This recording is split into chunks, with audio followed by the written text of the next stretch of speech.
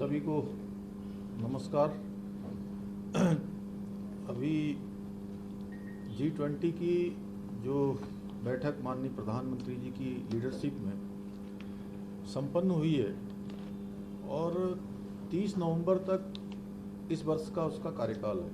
30 नवंबर के बाद अगला वर्ष प्रारंभ हो जाएगा। उससे ठीक पहले 28 नवंबर से 1 दिसंबर के बीच में छठा आपदा प्रबंधन सम्मेलन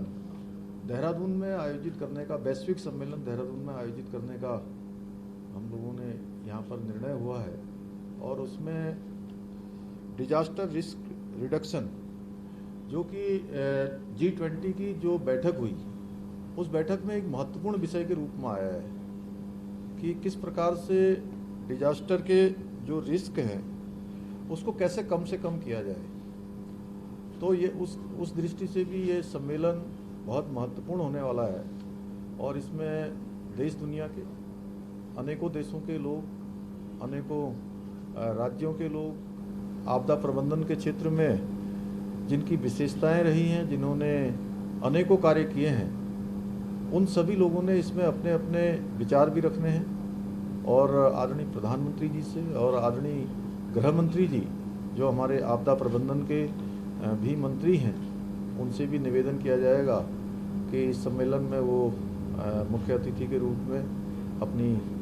भागीदारी करें, इसमें हम सबको अपना आशीर्वचन दें, मार्गदर्शन दें। और इसके निमित्त सभी तैयारियां पूरी हो गई हैं और विशेषकर से इस कार्यक्रम में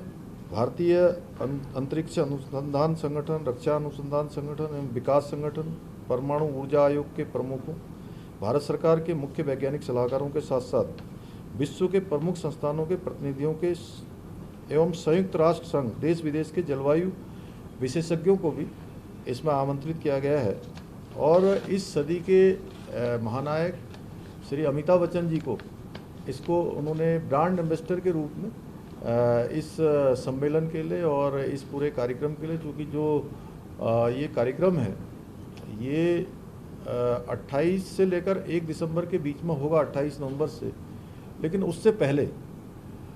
इसके अनेकों कार्यक्रम हमारे अनेकों संस्थानों में चलेंगे, विद्यालयों में चलेंगे, जन जागरूकता का जो अभियान है वह भी चलाया जाएगा। और विशेषकर से इस कार्यक्रम में जो आज हिमालय क्षेत्रों में और उत्तराखंड राज्य में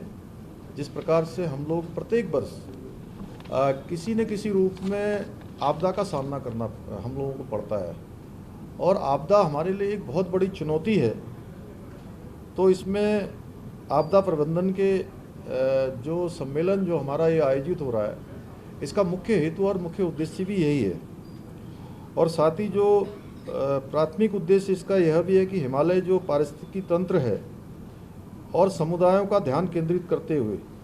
जलवायु परिवर्तन, आपदा प्रतिरोध की चुनौतियों पर चर्चा करना, उनका समाधान करना। इसके अतिरिक्त उस सम्मेलन का उद्देश्य उत्तराखंड को आपदा की प्रतिरोधकता और तत्परता के लिए जलवायु अनुकूल समाधानों के केंद्र के रूप में विकसित करना कि चूँकि सबसे अधिक जो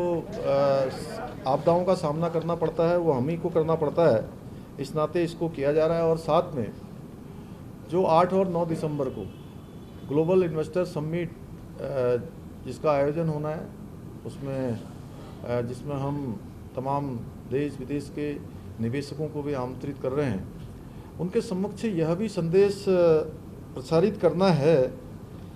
कि सेफ इन्वेस्टमेंट एंड रिलाइजेंट उत्तराखंड, यानी कि सुरक्षित निवेश सदृढ़ उत्तराखंड, कहीं न कहीं इसका यह भी संदेश हमको देना है। और इसमें अलग अलग सत्रों का आयोजन किया जाएगा, जिसमें अन्य राज्यों के भी, जो हमारे पूर्वोत्तर के राज्य हैं, वहाँ के भी जो विशेषज्ञ इस क्षेत्र में काम करते हैं, जिन्होंने लंबी विशेषज्ञता या लंबा अनुभव प्राप्त किया है, वो सारे के सारे इसमें अपना अनुभव उन सभी लोगों के सामने रखेंगे, चिंतन मंथन चलेगा। और यह इसका 28 नवंबर को उद्घाटन होगा, जिसमें सभी विभिन्न देशों के विशेषज्ञ हैं, केंद्र और राज्य सरकारों के जो प्रतिष्ठान हैं, जो हमारे यहाँ पर अनेकों संस्थान तो देहरादून में ही चलते हैं, उसके अतिरिक्त भी अन्य संस्थान और विश्वविद्यालय एवं संस्थाएं, प्रौद्योगिकी परिषद और रिसर्च करने वाले स्टूडेंट, शोधार्थी, इन सभी को, विद्यार्थियों को, वैज्ञानिकों को, इन सभी को इसमें आमंत्रित किया जाएगा, निमंत्रित किया जाएगा कि वो सभी लोग इसमें भाग लें। जहां उसमें हमारे आपदा प्रबंधन का जो विभाग है वो जो इसके मुख्य पहलू हैं उन पर बात करेगा, और जो टेक्निकल चीज़ें हैं आपदा प्रबंधन से जुड़ी हुई उसको यूकोस्ट उसका संयोजन करेगा। और इस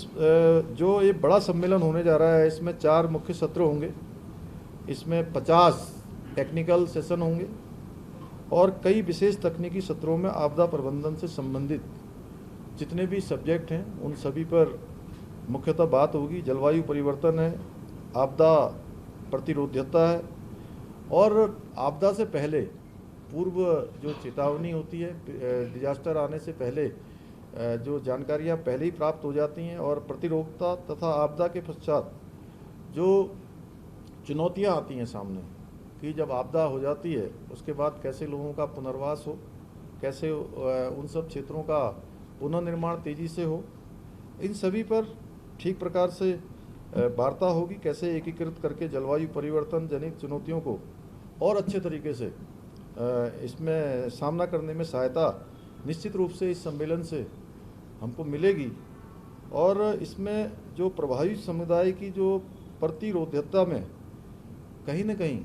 जो उनको उस समय में आवश्यकता होती है, जिस प्रकार की ज़रूरत होती है, वो ज़रूरत उनको मिलेगी। और प्रकृति की सुरक्षा के प्रति भी जो विशेष समुदाय हैं और जिन लोगों को उस समय में काम करना होता है, पहले के समय में भी चूँकि आपदा आती थी, इस प्रकार के बहुत सारे ज्ञान विज्ञान का इतना विस्तार नहीं था, लेकिन फिर भी लोग उसका सामना करते थे। इस समय भी अपने उत्तरदायित्वों का ठीक प्रकार से जो भी विभाग हैं, जो भी संबंधित लोग हैं, वो अपने दायित्वों का निर्वहन कर पाएँ। और आपदा प्रबंधन के क्षेत्र में काम करने वाले अनेकों संस्थान, जिसमें शोध संस्थान है, स्टार्टअप द्वारा किए जा रहे जितने भी कार्य हैं, उनके समाधानों के प्रदर्शन के लिए एक मेगा एक्सपो का भी इसमें आयोजन किया जाएगा। सम्मेलन में उत्कृष्ट शोध पत्र और जो युवा विद्यार्थी होंगे उनको प्रदर्शनी को अलग अलग श्रेणियों में उनको उनके प्रोत्साहन के लिए उनको कहीं ना कहीं हम लोगों ने इसमें पुरस्कृत करने की, जिससे कि वो अपने क्षेत्रों में और परिष्कृत तरीके से और उत्साहित होकर, प्रोत्साहित होकर और उत्साहवर्धन के साथ और ऊर्जा के साथ काम करें। ये हमने एक शुरुआत की है, और शुरुआत के दिन से, जिस दिन से यहाँ पर इसका लोगो और वेबसाइट लॉन्च की थी, उसके बाद कर्टन रेजन का कार्यक्रम दिल्ली में हुआ था, और फिर पिछले दिनों लंदन और बर्मिंघम में जो बहुत सारे निवेशक समूह के साथ अलग अलग व्यक्तिगत रूप से और सामूहिक रूप से जो चर्चा हुई है, उसके बाद लगातार हमको कर्टन रेजर के दिन भी 7,500 करोड़ के निवेश के करार हुए थे,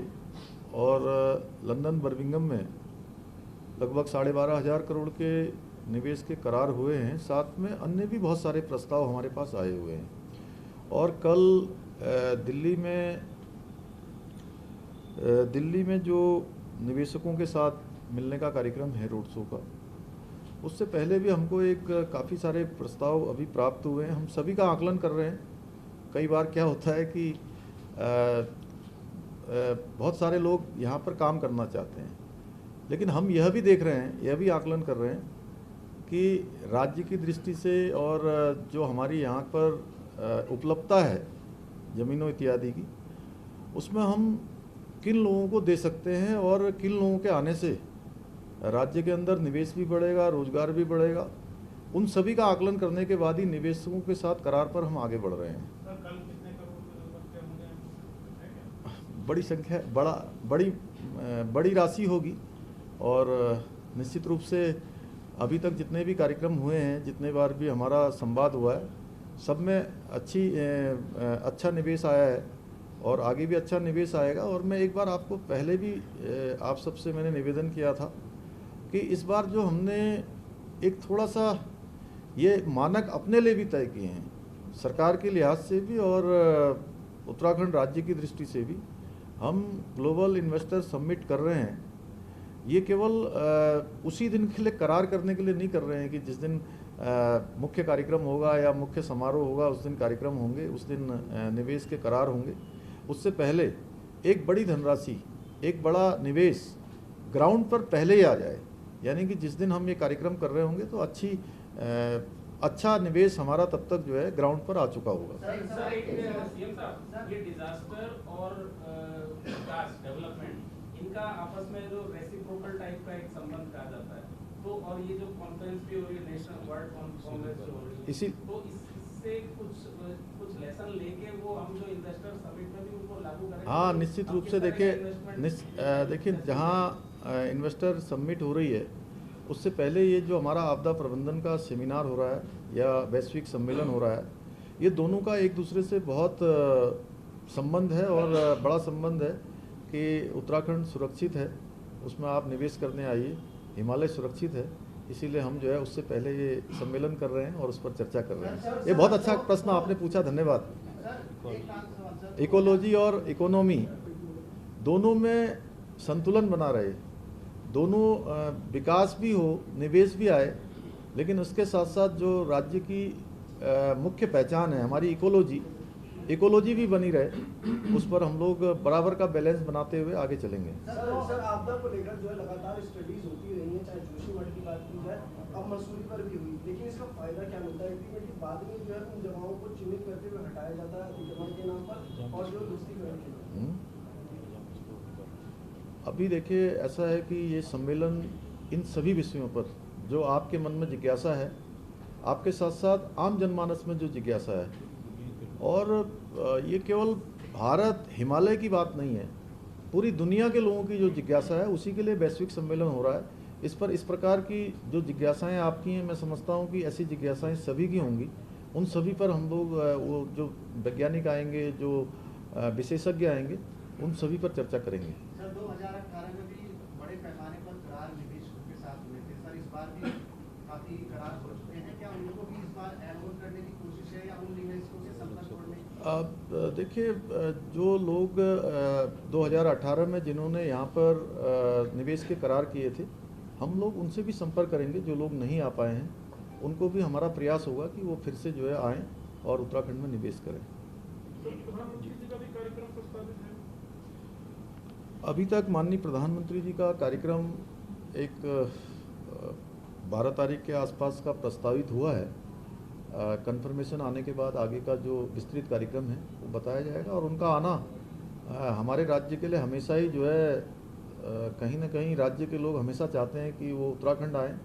और उनका भी इस देवभूमि उत्तराखंड से, यहाँ के लोगों से जो लगाव है, तो उनका आना हमेशा हमारे लिए एक उत्सव होता है, और इस बार भी हम उसकी प्रतीक्षा कर रहे हैं, उस शुभ आगमन के उनकी।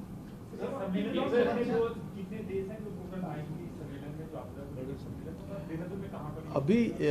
सभी को हमने जो है पत्र भेजे हैं, बहुत सारे देशों से, राज्यों से अनेकों लोगों ने अपनी स्वीकृति भी प्रदान कर दी है, लेकिन अंततः जब कार्यक्रम का सभी फाइनल हो जाएगा उसके बाद ही ये फाइनल हो पाएगा, ये स्पष्ट हो पाएगा कि कितने लोग आने वाले हैं, लेकिन हमारा बड़ी संख्या में आएंगे, निश्चित मानिए। सर जो आपका ये सेशन हो रहा है इसमें फाइनेंशियल का भी है कि राष्ट्र के मजबूत वित्तीय आधार होना चाहिए, क्योंकि डिजास्टर में सबसे ज़्यादा हमारा पैसा चले जाता है, हमारे पास ज़्यादा संसाधन नहीं है, जंगल है यहाँ पर। एक तो आप एक कमेटी भी तय कर रहे हैं ग्रीन बोनस के लिए 16 देते हैं, ये पैसा इसके लिए क्या अलग से एक चीज़ मांगेंगे जैसे ग्रीन बोनस मांग रहे हैं कि ये फाइनेंशियल सबसे ज़्यादा पैसा इसमें चल जाता है? ये आपने भी और अभी एक आपसे पहले भी जो प्रश्न आया था भाई साहब का यहाँ से, बड़ा अच्छा प्रश्न है दोनों का, किशोर भाई, कि इन सभी विषयों पर चर्चा के लिए ही ये सम्मेलन हो रहा है।